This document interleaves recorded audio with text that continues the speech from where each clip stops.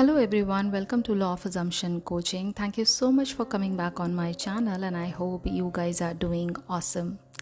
Okay, so today we are going to take one more question. Along with that we are going to cover एक important topic है जो Neville Goddard ने अपनी teachings में बताया है and we have to understand that topic as well. So आज का question लिया है मैंने आकाश बख्शी जी का, जिन्होंने कहा है कि he has two areas of concern. Number one is he wants to manifest marriage with his SP जिनके साथ अभी इनका breakup हुआ. I'm so sorry about that. And secondly he wants to grow his business. जो भी इनका consultancy का business है उसको ये ग्रो करना चाहते हैं. तो in both the areas he is facing problem in 3D reality. Okay Akash ji, first of all understand whatever you are seeing in your 3D it is coming from your past reflection, past thoughts. ठीक है, तो उसको serious लेने की कोई ज़रूरत नहीं है. आई एम नॉट श्योर आपने मेरी कोई पुरानी वीडियो देखी है या नहीं देखी है. मैंने इस टॉपिक पर बहुत डेप्थ में बात किया है.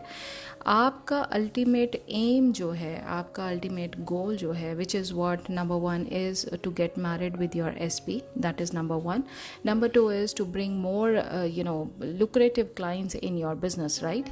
So इन दोनों सिनेरियो में आपको हमेशा एंड रिजल्ट की तरफ ध्यान देना है. और एंड रिजल्ट क्या है? एंड रिजल्ट ये है that you are already married with your SP irrespective of what you are seeing in your 3D.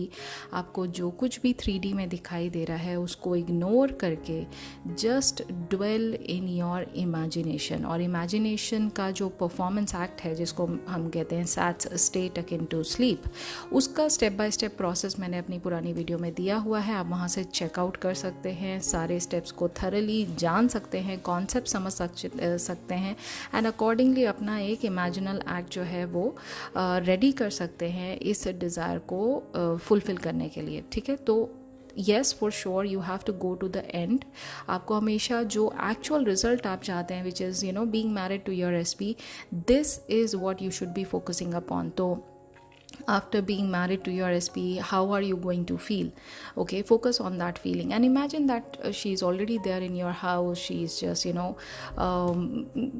chit-chatting with your parents. She's helping you with your business. She's just enjoying the long conversations with you, whatever. I mean, totally up to you how you want to imagine the scene which feels more natural to you. आप उसकी तरफ focus करिए and keep on imagining until you reach the point of saturation and then let it go. जैसा कि मैंने पहले भी बताया है, लेट गो का और सैचुरेशन पॉइंट का मैंने दोनों अलग अलग वीडियो बनाई हैं. प्लीज़ जाके वीडियोस को चेक ज़रूर किया कीजिए. मैं हर क्वेश्चन का रिस्पांस एक ही सिनेरियो में मैं रिवर्ट नहीं कर पाऊंगी क्योंकि कॉन्सेप्ट सिखाना बहुत ज़रूरी है. अगर आप कॉन्सेप्ट नहीं समझेंगे तो ये क्वेश्चंस अनलिमिटेड हैं. ये आज आपका ये क्वेश्चन है, कल को कुछ और हो जाएगा. क्योंकि आपको कॉन्सेप्ट नहीं पता है तो आप बार बार सोचते रहेंगे कि इसका आंसर मिलना चाहिए, तो that is not possible. Concept समझिए. ठीक है, same goes for your business. तो बिजनेस में आपको क्या चाहिए? नंबर ऑफ क्लाइंट्स आपको ज़्यादा चाहिए. तो obviously you are just going to think that your business is booming day by day. You can affirm for that, you can imagine for that and every day you are getting a natural जो आपकी एक income आ रही है अभी business से, उससे कहीं गुना ज़्यादा अब आपकी इनकम बढ़ गई है. This is what you are going to imagine and जैसा मैंने कहा स्टेप बाय स्टेप प्रोसेस में keep on imagining until you reach the point of saturation and then let it go. ठीक है, इस तरह से आप दोनों की दोनों डिज़ायर्स जो हैं वो कंप्लीट कर सकते हैं. बट मेरा यहाँ पर एक पर्सनल सजेशन ये है, हमेशा एक डिज़ायर पर फोकस करिए. This is what I personally से, क्योंकि जब भी आप किसी एक सिंगल पर्टिकुलर डिज़ायर पर फोकस करते हैं तो वहाँ पर आपका जो फोकस होता है वो लेज़र शार्प होता है and that is what you are giving as a signal to your subconscious mind. तो जब आप सबकॉन्शियस माइंड को ये इंडिकेट करते हैं कि this is what I want at any cost, okay, this is the priority of my life, okay, I want it ASAP, the subconscious mind starts working on that. But if you have multiple desires, I am not saying कि ये possible नहीं है, multiple desires भी possible है, लेकिन क्या आप उस लेवल पे हैं जहाँ पर आप ये मानते हैं कि जो मैं सोचता हूँ, जैसा मैं कहता हूँ, जैसा मैं समझता हूँ, जैसा मैं फील करता हूँ, मैं ही सर्वे सर्वा हूँ, मैं ही क्रिएटर हूँ. तो जो मैंने सोचा, जो मैंने कहा, मेरा सबकॉन्शियस माइंड वो मुझे ला कर ही देगा. क्या ये आप ऐसा सोचते हैं? आप नहीं सोचते हैं ऐसा, क्योंकि अगर आप ऐसा सोच रहे होते तो आप मुझसे ये क्वेश्चन नहीं पूछ रहे होते. Are you getting my point? तो उस लेवल का एक अंडरस्टैंडिंग अपने आप के लिए मेंटेन करना बहुत ज़रूरी है और वो धीरे धीरे प्रैक्टिस से आता है. जितना ज़्यादा आप डेली लेवल पे प्रैक्टिस करें करेंगे लॉ ऑफ अजम्पशन को, उतना ही जल्दी आपको रिजल्ट्स दिखाई देंगे और उतना ही अनशेकेबल फेथ आपका अपनी इमेजिनल एक्ट पर होता चला जाएगा। ठीक है, सो ये हो गया आज का क्वेश्चन। अब बात करते हैं टॉपिक से रिलेटेड। तो जैसा मैंने कहा कि डेली मैनिफेस्ट करना बहुत ज़रूरी है और आपको कंटिन्यूसली इस चीज़ को करते रहना है। तो एक कॉन्सेप्ट जो नेविल गोडार्ड ने बताया है वो है परसिस्टेंस इज़ द की। पहले तो ये जान लेते हैं कि परसिस्टेंस मतलब होता क्या है। तो परसिस्टेंस का मतलब होता है कंटिन्यूटी। आप लगातार चीज़ों को किए जा रहे हैं until it becomes a hard fact. इसका मतलब क्या है, हम इसके बारे में जानते हैं। तो जैसा कि नेविल गोडार्ड की अपनी टीचिंग्स में उन्होंने बहुत ज़्यादा इंपॉर्टेंस दिया कि आपकी अजम्पशन में आपको परसिस्ट करते रहना है और उस डिज़ायर्ड आउटकम की रियलिटी को फील करते रहना है अनटिल वो आपकी 3D में रिफ्लेक्ट ना करने लग जाए, until it becomes a hard fact, यानी वो एक्चुअल में एक हार्ड फैक्ट ना बन जाए। ठीक है, इस बारे में आज बात करेंगे। तो इसका मतलब क्या है, पहले तो ये जान लेते हैं। तो जैसा मैंने कहा कि परसिस्टेंस का मतलब होता है कंसिस्टेंसी। किसी भी चीज़ को अगर आप लगातार बेसिस पे कंसिस्टेंसी के बेस पर उसको करते रहते हैं, तो सबसे पहले जान लेते हैं कि इससे होता क्या है।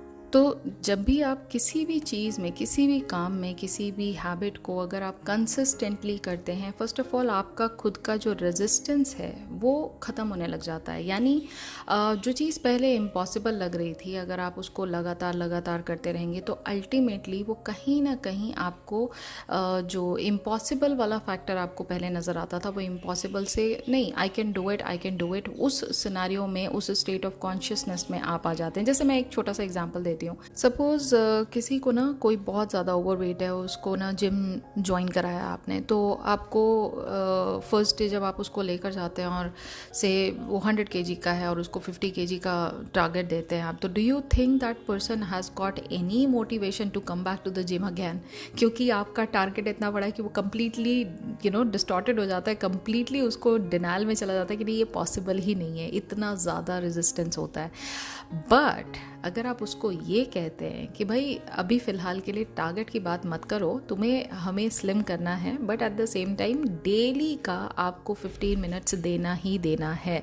तो जब आप इस तरह से सोचते हैं और इस तरह से आप उसको कन्विंस करते हैं, then the person is going to get motivated and he is not going to have the same kind of resistance जो कि उन्हें फर्स्ट डे में महसूस हो रहा था। एंड जब इसी कंसिस्टेंसी को 15 मिनट्स अ डे की कंसिस्टेंसी को वो लगातार महीनों करते हैं, he is going to see the changes in his body. तो जो पहले टारगेट इम्पॉसिबल लग रहा था अचीव होने के लिए, वो धीरे धीरे अचीव होता दिखाई देने लगेगा। That is how your process of manifestation works. ठीक है, ये बात अच्छे से आप समझ लो, इसलिए मैंने आपको एक एग्जाम्पल दिया है ताकि आपको माइंड में ये बैठ जाए कि परसिस्टेंस किसी भी न्यू अजम्पशन में इतना ज़रूरी क्यों है। आज आपका मन है, सपोज करिए कि आपको ना अपनी एसपी से शादी करनी है। मेरे पास आजकल बहुत ये क्वेश्चन आ रहे हैं कि सिचुएशन ये है but I don't know how to get married to my SP, या किसी और डिज़ायर को। सपोज आप एक बहुत ही अच्छा लुक्रेटिव अमाउंट जो है वो पर मंथ का कमाना चाहते हैं, बट अभी दूर तक ऐसे कोई क्लाइंटेल आपके पास नहीं है या ऐसी कोई जॉब आपके पास नहीं है, तो of course it is going to make you feel कि माउंटेन जैसा टारगेट है, ये होगा कैसे। तो वहाँ पर इमीडिएटली आपका जो लॉजिकल ब्रेन है वो कमांड ले लेता है और वो आपको बार बार हाउ और व्हेन के चक्कर में फंसाने लग जाता है कि देखो 3D रियलिटी में तो ये चल रहा है और तुम इतने बड़े सपने देख रहे हो। ठीक है, वो बार बार आपको अंदर ही अंदर नेगेटिव थॉट्स के साथ, डाउट्स के साथ, वो आपको बार बार इस चीज़ से हटाने की कोशिश करता है। बट अगर आप इसी अजम्पशन में परसिस्ट करते रहते हैं तो आप खुद ही नोटिस करेंगे कि कुछ दिनों के बाद जितना फर्स्ट डे ऑनवर्ड्स, अभी आप एकदम से अचानक से किसी को बोल दो ना कि यू नो व्हाट, आपकी ना 100 करोड़ की लॉटरी लग गई है, तो वो बंदा कहेगा अरे ऐसा पॉसिबल कैसे है, मतलब इट इज़ नॉट पॉसिबल, क्यों मजाक कर रहे हो मेरे साथ। क्योंकि उसका मतलब जो लॉजिकल ब्रेन है वो इमीडिएटली उस बात को कम्प्लीटली डिनाई कर देता है, वो जानता ही नहीं है कि इसको एक्सेप्ट कैसे किया जाता है।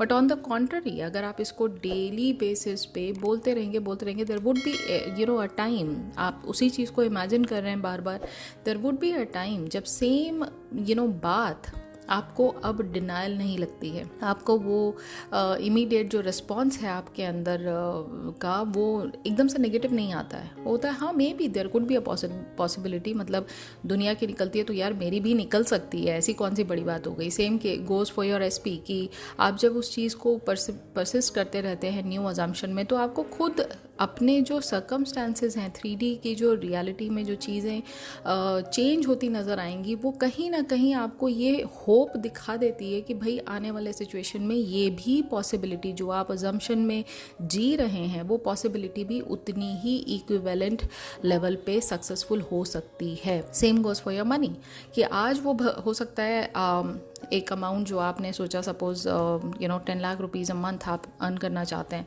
आज वो इम्पॉसिबल लग रहा है, आज वो हो सकता है आप 10,000 भी अर्न नहीं करें, गॉड फॉरबिड, बट एक बात कह रही हूँ। लेकिन अगर अभी उसी मंथ में अगर आपको मल्टीपल क्लाइंट्स मिल जाते हैं या आपको मल्टीपल जॉब ऑफर्स आने लग जाते हैं जो कि 1 लाख तक आपको खींच देता है, आपका जो एक ड्रीम सपना है उसके टारगेट पे 1 लाख तक खींच देता है, तो आपको नहीं लगता कि 1 लाख तक जब आप पहुँच जाएंगे तो 10 लाख आपको ज़्यादा दूर नहीं लगेगा, क्योंकि अब आपकी लाइफ में ना प्रोग्रेस होना स्टार्ट हो गई है। तो प्रोग्रेस तभी होगी जब आप सेम चीज़ की अजम्पशन में परसिस्ट करते रहेंगे, जब आप बार बार उसको कंसिस्टेंटली डेली बेसिस पे उसको उतना ही इक्वल इंपॉर्टेंस देंगे जितना आप बाकी चीज़ों को देते हैं। When you have this kind of mentality going on about your new desire, about your new assumption, about your new reality, the things are going to get changed in your 3D reality as well. And that is why persistence is extremely important whenever you are thinking of manifesting your desire. ठीक है, तो ये मेरे को topic आज cover करना था, इसलिए चाहे कुछ भी हो जाए आपको एक चीज़ का बहुत ज़्यादा ख्याल रखना है कि मुझे मेरी न्यू अजम्पशन में परसिस्ट करते रहना है। 3D में कितना केओटिक हो जाए सब कुछ, 3D में कितना नेगेटिव हो जाए सब कुछ, कितना ही आपका माइंड अपसेट क्यों ना हो, कितने ही आप अफसोस में क्यों ना बैठे हो, कितने ही आपकी लाइफ में पीछे पुराने जो नेगेटिव थॉट्स हैं वो बार बार क्रॉल इन कर रहे हैं, सब कुछ नेगेटिव चल रहा है, स्टिल आपके पास एक ऐसा रास्ता है जिससे आप आज भी अपनी डिज़ायर को पा सकते हैं, which is persisting in your new assumption. तो जितनी बार आप फिर से चूज़ करते हैं अपनी न्यू अजम्पशन को, एक न्यू डिज़ायर्ड रियलिटी को over your 3D, your state of consciousness, जो आप इंडिकेशन दे रहे हो अपने सबकॉन्शियस माइंड को, वो बार बार यही दे रहे हो कि this is what I want. ठीक है, एंड दैट इज़ वाई उस 3D रियलिटी में जो अभी तक सब कुछ क्योटिक चल रहा था, अचानक से उसके अंदर आप देखोगे कि कुछ चीज़ें चेंज होने लग जाती हैं।